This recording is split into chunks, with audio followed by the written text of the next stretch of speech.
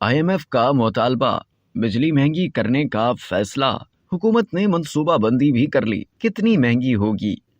IMF کے مطالبے پر حکومت نے مرحلہ وار بجلی 7.91 فی یونٹ مہنگی کرنے کا ہدف دے دیا۔ حکومت نے IMF کی سفارش پر بجلی کے شعبے میں نقصانات گھٹانے کی منصوبہ بندی کر لی۔ حکومت پاکستان اور IMF کے درمیان سرکولر ڈیٹ مینجمنٹ پلان کی تفصیلات سامنے آ گئیں۔ دستاویز کے مطابق پاکستان نے نومبر 2023 تک بجلی بنیادوں پر مہنگی کرنے کا پلان دے دیا۔ حکومت بجلی 7.91 روپے فی یونٹ مہنگی کرے گی۔ فروری تا مارچ تک پہلی سہ ماہی میں 3.21 روپے فی یونٹ مہنگی کی جائے گی۔ مارچ تا مئی دوسری سہ ماہی میں بجلی مزید 0.69 روپے فی یونٹ مہنگی ہوگی۔ جون تا اگست تیسری سہ ماہی میں بجلی کے نرخ مزید 1.64 روپے فی یونٹ بڑھائے جائیں گے۔ ستمبر تا نومبر چوتھی سہ ماہی میں بجلی کے فی یونٹ ریٹ میں 1.98 روپے کا مزید اضافہ ہوگا۔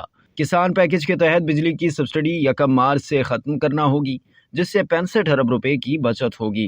IMF نے بجلی کے تکنیکی نقصانات میں 16.2 ارب روپے کمی کی شرط عائد کر دی۔ IMF سے بجلی کی تقسیم کار کمپنیوں کی ریکوری میں 0.58% بہتری پر اتفاق کیا گیا۔ مارچ تک نومبر فیول چارج ایڈجسٹمنٹ کی مد میں صارفین سے مزید 35 ارب روپے مزید جمع کیے جائیں گے۔ اب تک کے لیے اتنا ہی۔ مزید جاننے کے لیے سبسکرائب کیجیے ڈیلی جنگ یوٹیوب چینل اور لائک کیجیے ڈیلی جنگ فیس بک پیج۔